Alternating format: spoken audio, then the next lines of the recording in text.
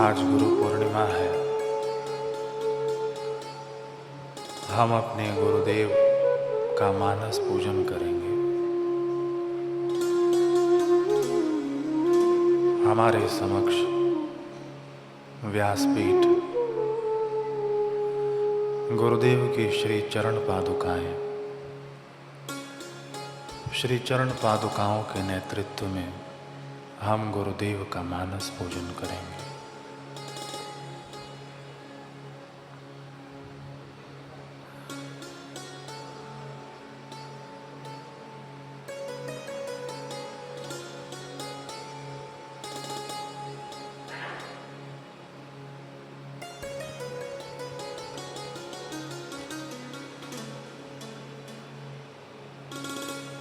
गुरुदेव के चरणों की रज की महिमा पहले हम श्रवण करें, फिर उसके बाद मानस पूजन करेंगे।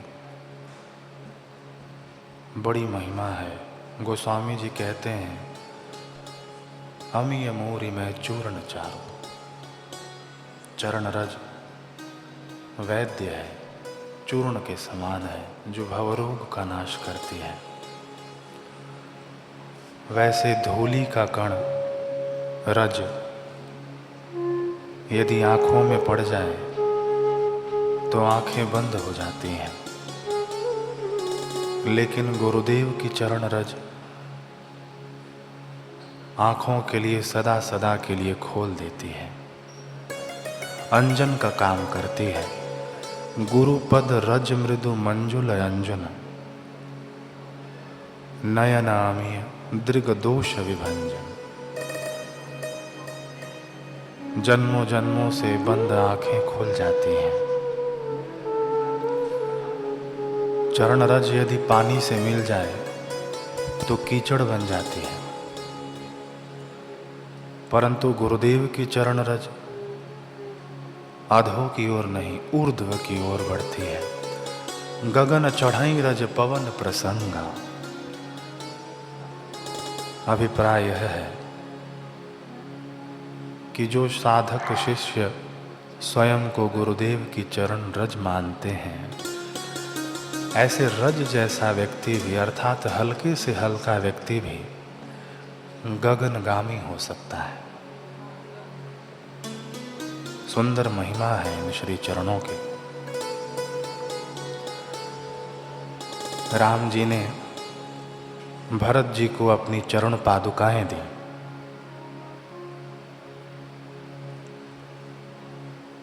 परंतु जब राम जी निकले थे वनवास के लिए, तो राम जी पैदल ही निकले, नंगे पैर निकले। फिर आखिर में ये पादुकाएं आए कहाँ से?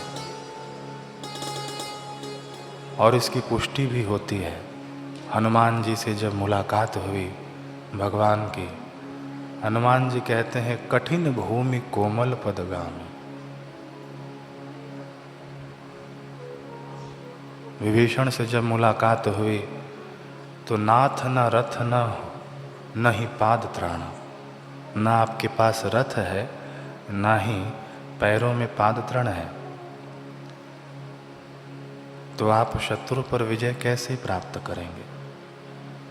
तो ये चरण पादुकाएं भगवान ने भरत जी को कहाँ से दी?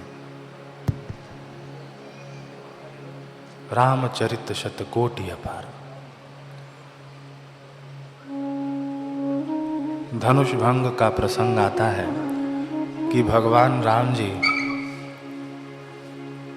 गुरुदेव की आज्ञा पाकर उठते हैं धनुष को भंग करने के लिए। उठऊं राम भंजऊं भव चापा। जाओ राम, जनक का संताप मिटा दो। गुरुदेव की आज्ञा पाकर राम जी उठते हैं। यहां धनुष और शिव जी का संवाद चलता है। शिव जी जब धनुष को जनक जी के सुपुर्द करते हैं, तब धनुष ने कहा है कि प्रभु आप मुझे कहाँ एक क्षत्रिय के हाथ में सौंप रहे हैं, ये तो मुझ पर डोरी बांधकर सदैव के लिए मुझे बंधन में रखेगा, मेरी मुक्ति कभी नहीं होगी। शिव जी के गुरु हैं भगवान विष्णु। शिव जी कहते हैं कि तेरी मुक्ति अवश्य होगी जब मेरे गुरुदेव अवतार लेकर आएंगे राम रूप में, उनके हाथ में तू जाएगी और वह तुझे तोड़कर मुक्त कर देंगे। ध्यान रखना, जब गुरु अपने हाथ में लें और तोड़ें तो अकड़ना मत, आनाकानी मत करना, सहयोग करना गुरुदेव को। ये शिष्य को उपदेश है कि गुरु जब अहंकार का मर्दन करें तो अकड़ना नहीं, भागना नहीं, सहयोग करना।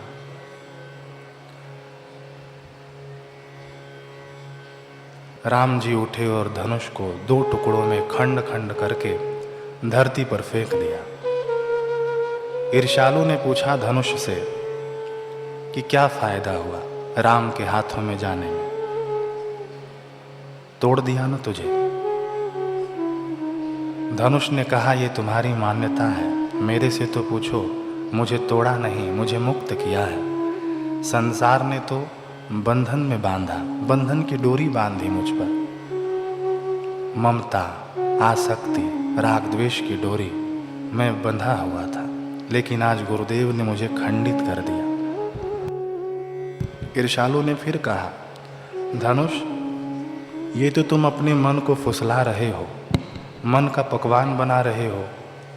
ठीक से देखो, तुम्हें तोड़कर 2 टुकड़े कर कर इन्होंने फेंक दिया है धरती पर, और तुम कहती हो कि मैं मुक्त हो गई। अखंड को खंड कर दिया, ये कोई बात हुई? धनुष ने कहा मैं 1 से 2 इसलिए हुई क्योंकि मुझे 2 को 1 करना है, सीता और राम को। तो राम क्या है? गुरुदेव की व्याख्या है रोम रोम में रमने वाले राम, और सीता क्या है? वृत्ति, भक्ति। तो मैं 2 को 1 करने के लिए खंडित हुई, हमारी वृत्ति राम से मिल जाए, इसीलिए गुरुदेव शिष्य को तोड़ते हैं।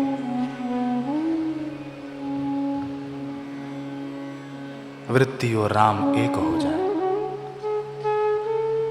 वासुदेव सर्वम, इसलिए गुरुदेव के हाथों से टूटना मुझे स्वीकार्य है। और तुम कहते हो कि मुझे फेंक दिया, तो नादान, तुम ठीक से देखो कि मुझे कहाँ फेंका है, अपने चरणों में रखा है।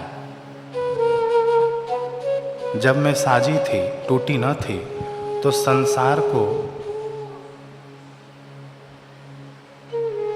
संसार ने मुझे बंधन में रखा, और ये मेरा भार उठाने को भी तैयार न थे, मैं इनको भारी लगती थी। बात बिल्कुल सही है कि अधम, कुटिल, कपटी लोगों को संसार कभी स्वीकार नहीं करता, लेकिन खल को भी गुरुदेव स्वीकार करते हैं। कितनी सुंदर सीख है कि मैं संसार को भारी लगती थी, मेरा भार कोई उठाने को तैयार नहीं था, लेकिन गुरुदेव ने मेरा अहंकार मर्दन करके मुझे अपने चरणों में रख दिया। ईर्ष्यालु ने कहा कि तुम्हारी भावना ठीक है, फिर भी आखिर तुम कब तक यहाँ पड़ी रहोगे? आखिर में भगवान चले ही जाएंगे और तुम यहीं पड़े रहोगे, तुमको कौन पूछेगा?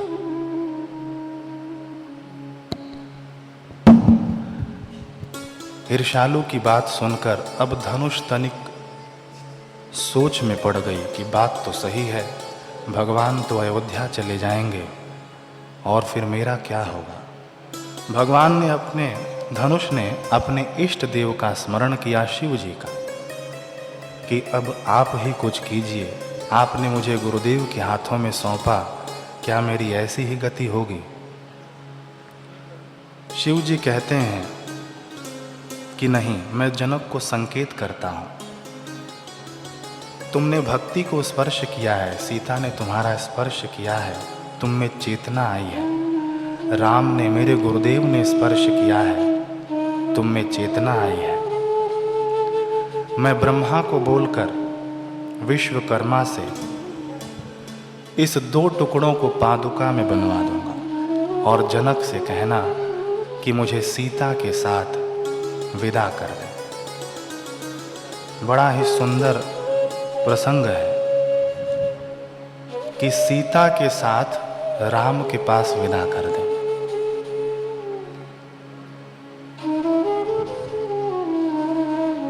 वृत्ति यदि,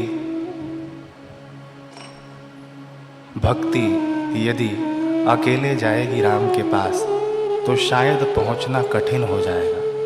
लेकिन गुरु के पादुकाएं, पादुका का अर्थ क्या कि गुरु का सिद्धांत, गुरु के चरण, आचरण, तो गुरु का सिद्धांत साथ में हो भक्ति के,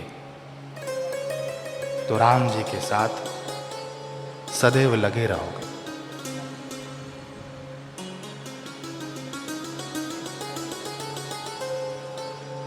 अब जब राम जी का वनवास हुआ तो गोस्वामी तुलसीदास जी ने संकेत किया कि राम जी पैदल तो गए लेकिन अपने पहनने के लिए वलकल, गले के लिए माला और खड़ाओं को पहना नहीं, उन्होंने अपने सामग्री में रख ली और उस खड़ाओं को ले गए जिन्हें हम पादुका कहते हैं। पहले खड़ाओं उन्हें पहनने के लिए दिया जाता था जो संभल कर चलना जानते थे। तो ऐसे ही गुरुदेव खड़ाओं को भी संभालते हैं और जो इन चरणों से लगे हैं उनको भी संभालते हैं। अब भरत जी ने राम जी से कहा कि प्रभु मुझे अपनी जूती दे दो, पनही दे दो।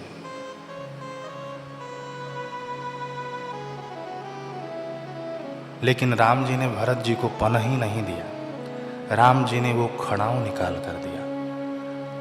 कई लोगों को शंका होती है कि ये खड़ाऊं तो पता नहीं कब स्पर्श हुआ है गुरु चरणों से, लेकिन चेतना एक ही होती है। एक बार स्पर्श हुआ तो कितनी महिमा हो जाती है। तो राम जी ने पनही नहीं दिया, खड़ाऊं दिया। फिर राम जी कहते हैं कि भरत, तुमने मुझसे पनही मांगा लेकिन मैंने तुम्हें खड़ाऊं दिया,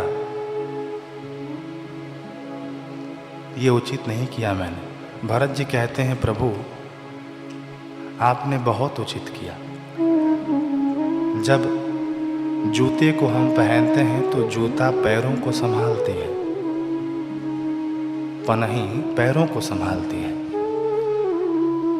लेकिन खड़ाओं को पैर संभालते हैं। मुझे ये विश्वास हो गया कि आप मुझे संभालेंगे। ये खड़ाओं देकर आपने ये सुंदर संकेत दिया है। और प्रभु खड़ाओं में खूंटी होती है, खूंटी को दोनों तरफ से पकड़ा जाता है, एक अंगूठे से और दूसरी ओर अंगुली से। अंगूठा पुरुषवाचक और अंगुली स्त्रीवाचक। पुरुष और प्रकृति एक साथ उस भक्त को पकड़कर उसकी श्रद्धा रूपी खूंटी को जमाए रखते हैं। प्रभु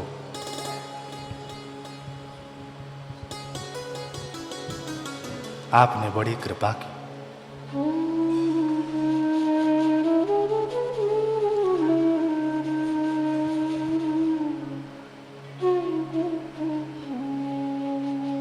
राम जी ने कहा भरत तुम्हें इस खड़ाओं से क्या मिल जाएगा, मेरी पादुकाओं से क्या मिल जाएगा। भरत जी ने कहा प्रभु मुझे इन खड़ाओं से, इन पादुकाओं से विश्वास मिलता है। कि कैसे? कि प्रभु जहां खड़ाऊं होता है ना, जिसकी खड़ाऊं होती है, जिसका पादतरण होता है, पनही होती है, तो पनही चलकर अपने स्वामी के पास नहीं जाती। आपने मुझे खड़ाऊं दिया तो मुझे ये विश्वास हो गया कि आप चलकर इस खड़ाऊं के पास आएंगे, अपनी पादुका के पास आएंगे। इन खड़ाऊं से मुझे विश्वास है। कभी ज्योति चलकर अपने स्वामी के पास नहीं जाती, स्वामी चलकर अपने ज्योतियों के पास आते हैं। तो मुझे विश्वास है, ऐसे ही हमें भी विश्वास है कि हमारे जोगी अवश्य यहीं चल कर आएंगे। अब भरत जी ने क्या किया कि खड़ाओं को अपने शीश पर उठाकर धर लिया। राम जी कहते हैं कि भरत,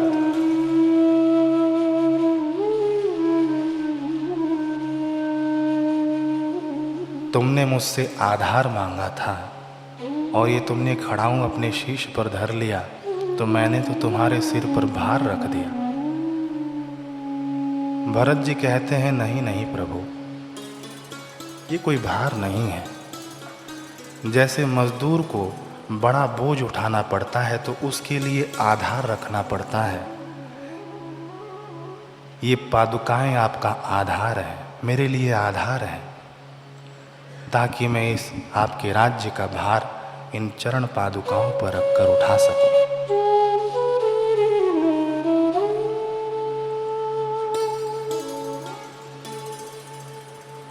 ये हमारे लिए आधार है, भार नहीं है।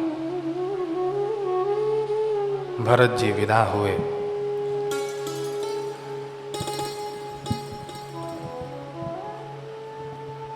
भाव यही है कि हम गुरु के सिद्धांत पर चलें, यही हमारे लिए चरण पादुकाएं हैं, यही हमारे लिए आधार है।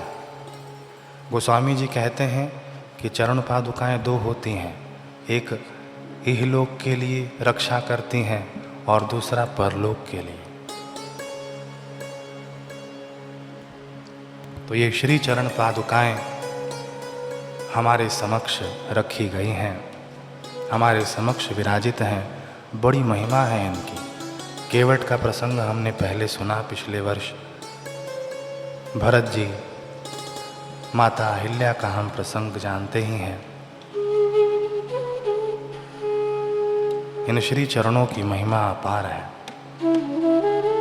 इन श्री चरणों के, इन खड़ाओं के, पादुका जी के सानिध्य में हम गुरुदेव का पूजन करेंगे। गुरुदेव की तपोस्थली पर बैठकर, गुरुदेव की व्यास गद्दी के समक्ष बैठकर हमारा बड़ा सौभाग्य है।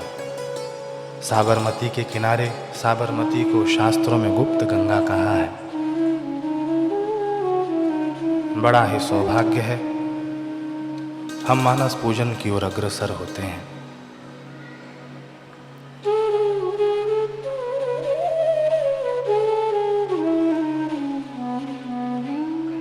मन ही मन ऐसी भावना करें,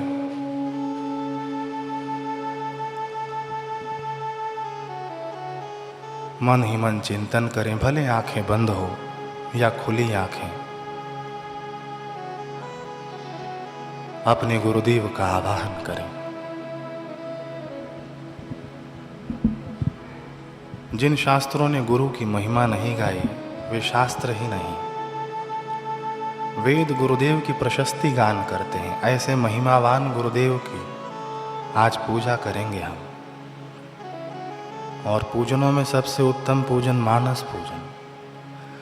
अंतःपटल पर हम अपने गुरुदेव का आवाहन करें। गुरुदेव हमारे समक्ष विराजमान हैं।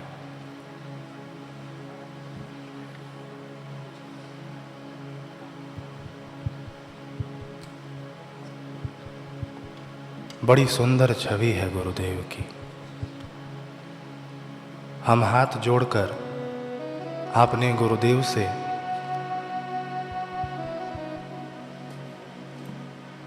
मानस पूजन की आज्ञा ले रहे हैं।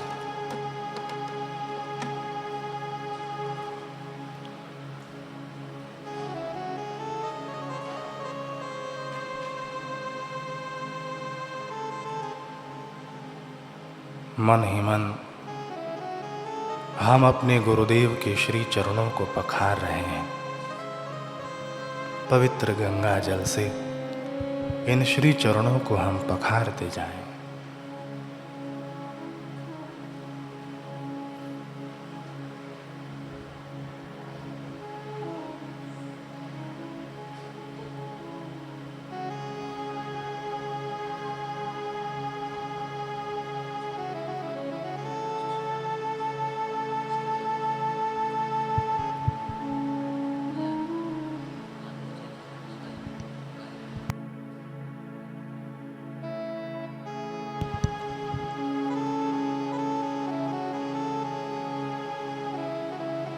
बहते जाएं। ये मानस पूजन में हमें बहना है, बहकर गुरुदेव तक पहुंचना है। श्री चरणों को हम पखार रहे हैं। शिव जी ने अपने गुरुदेव के चरणों को पखारा, जहाँ से गंगा जी का प्राकट्य हुआ और उसे अपने मस्तक पर धारण किया।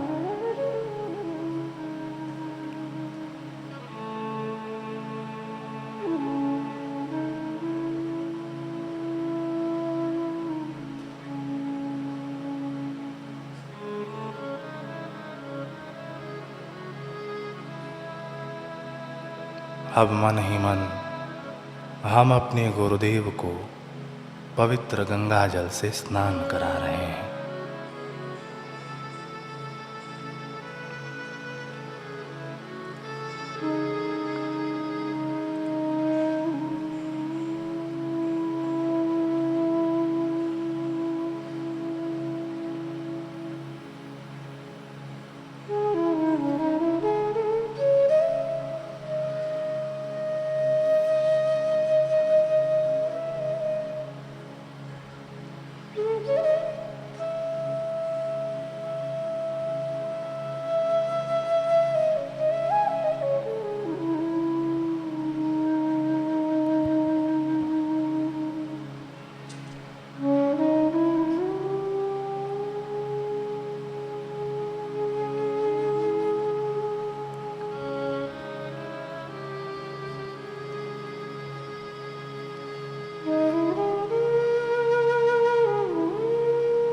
जो सदैव हमें पवित्र करने में संलग्न रहते हैं, जो हमें भक्ति और ज्ञान की गंगा में सदैव स्नान कराते रहते हैं, आज हमारा सौभाग्य है कि हम अपने गुरुदेव को भाव की गंगा से स्नान करा रहे हैं।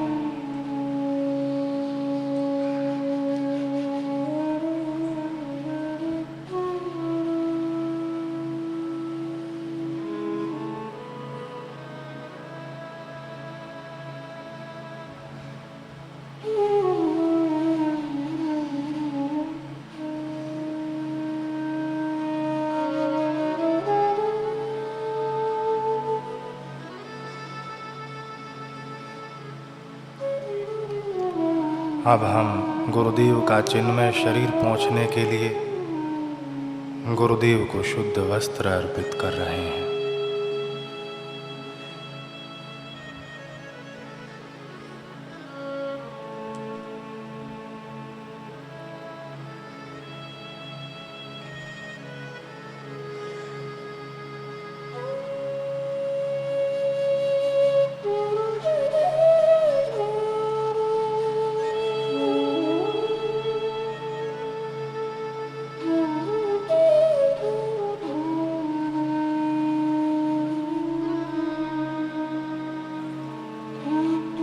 अब हम अपने गुरुदेव को वस्त्र पहना रहे हैं।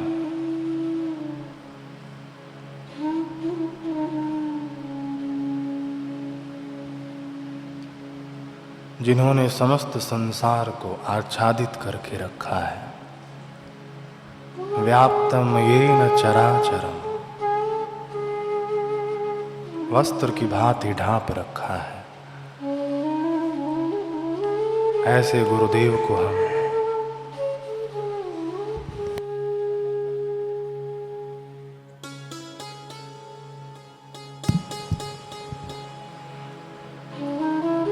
वस्त्र पहना रहे हैं।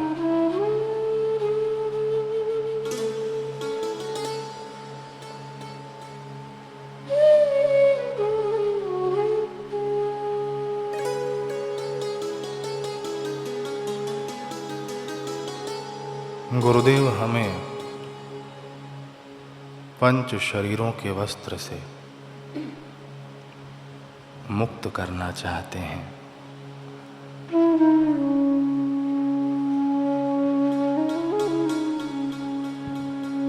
शरीरी को अशरीरी पद तक ले जाना चाहते हैं। ये जो 5 वस्त्र हमने पहन रखे हैं, गुरुदेव उनका आवरण भंग करना चाहते हैं।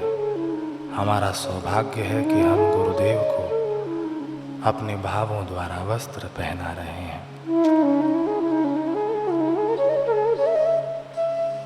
देखिए, दोनों तरफ से होता है। गुरुदेव भी करते हैं और हम भी करते हैं। अब हम गुरुदेव को ऊंचे सिंहासन पर विराजित करा रहे हैं। यहाँ भी दोनों तरह से गुरुदेव हमें ऊंचे विराजित कराना चाहते हैं और हम गुरुदेव को ऊंचे सिंहासन पर प्रतिष्ठित कर रहे हैं। सहना भवतु, सहनो भुनक्तु।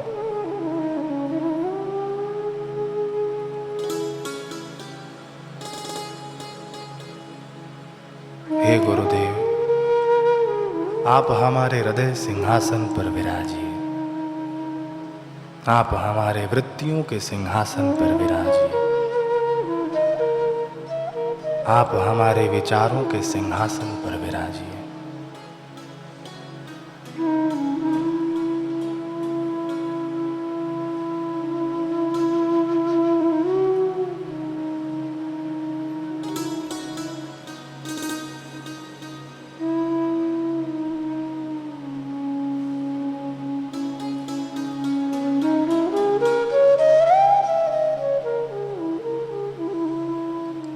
आप गुरुदेव के तेजोमय ललाट पर शुद्ध चंदन का तिलक कर रहे हैं।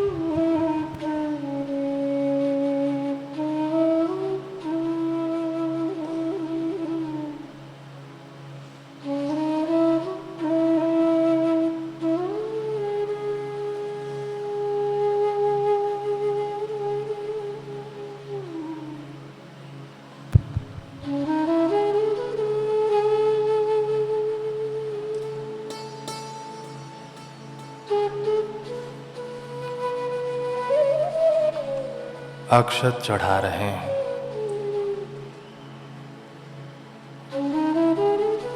पंचोपचार में, षोडशोपचार में जो पूजन किया जाता है उसमें अक्षत कहीं नहीं है।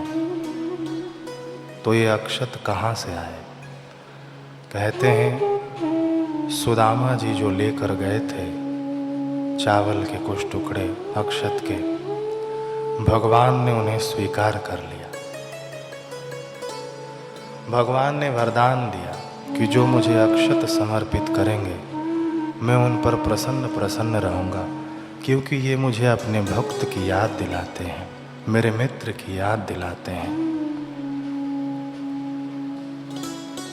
भाव यही है कि हमारी श्रद्धा अक्षय बने, हमारी निष्ठा अक्षय बने। सुदामा जी की कैसी उत्तम निष्ठा, कैसी उत्तम श्रद्धा। हमारी भक्ति निष्ठा गुरु चरणों में अक्षय बने, जिसकी कभी क्षति न हो।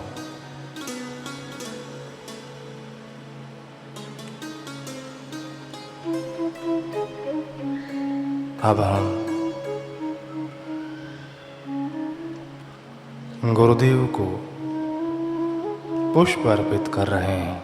सुंदर सुहावनी मालाएं एवं गजरे हम अपने हाथों से अपने गुरुदेव को पहना रहे हैं।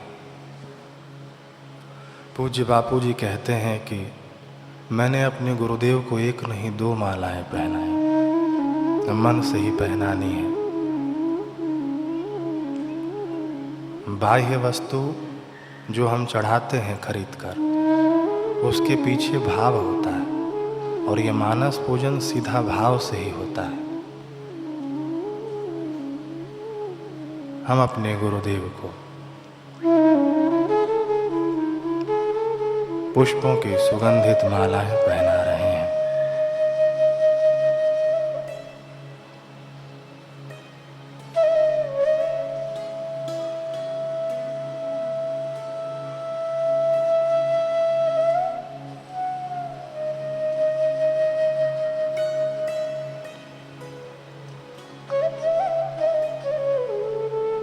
अब हम अपने गुरुदेव को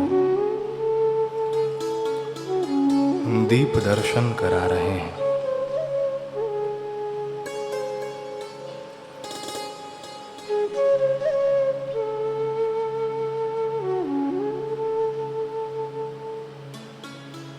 हमारी ज्योति जग जाए। सद्गुरु ज्योत से ज्योत जगाओ, मेरा अंतर तिमिर मिटाओ।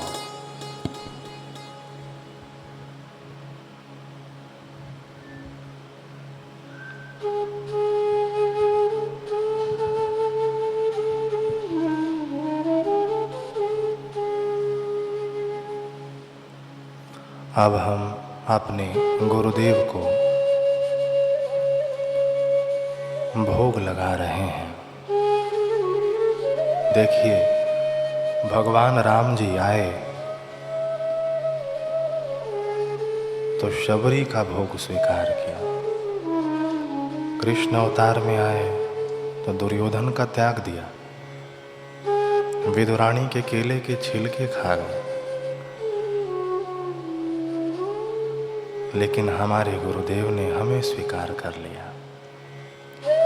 हमारे में दुर्योधन जैसी वृत्ति हो, चाहे रावण जैसी वृत्ति हो, लेकिन सद्गुरु की ऐसी अपार महिमा है कि गुरु सभी को स्वीकार कर लेते हैं और सभी का स्वीकार कर लेते हैं।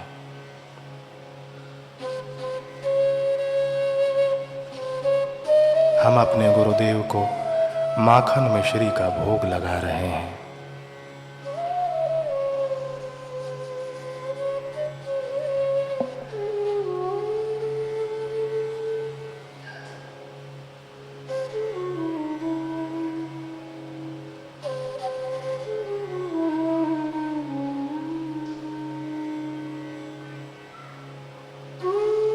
आओ रसिया, मेरे प्यारे रसिया, आओ आओ भोग लगाओ रसिया।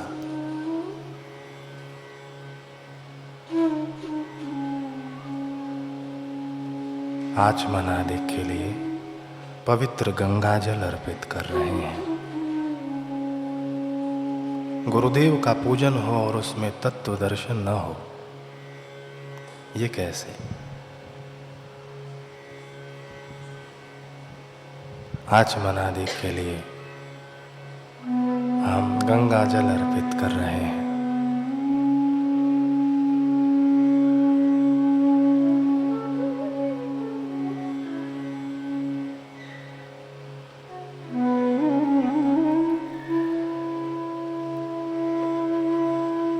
अब हम मन ही मन गुरुदेव की प्रदक्षिणा कर रहे हैं।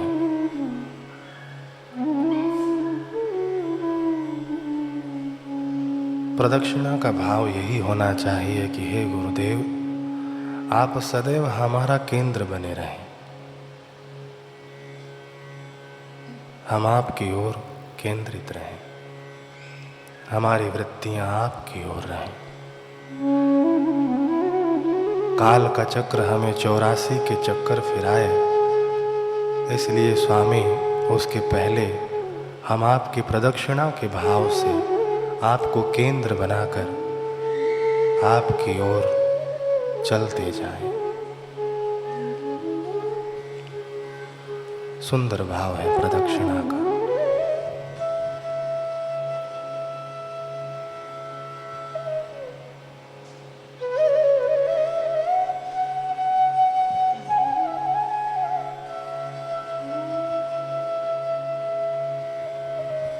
अब हम हाथ जोड़कर, सिर झुकाकर गुरुदेव को प्रणाम करते हुए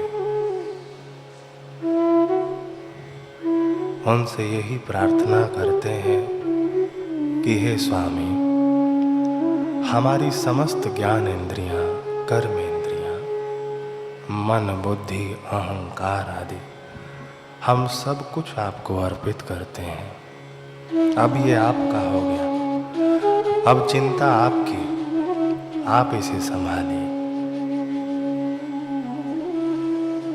अब हम निश्चिंत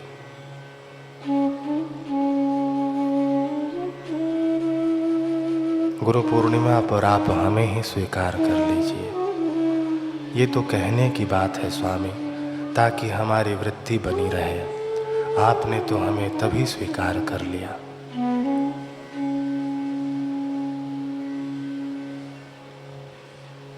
जब आपकी दृष्टि में हम स्नान किए, जब आपकी मधुर वाणी में हमने अपने आप को सिक्त पाया,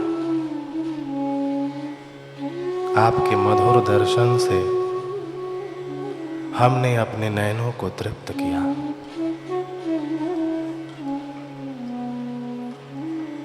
समर्पण अधूरा होता है, लेकिन स्वीकृति गुरुदेव की ओर से पूर्ण होती है। हे स्वामी, आप हमें स्वीकार कीजिए।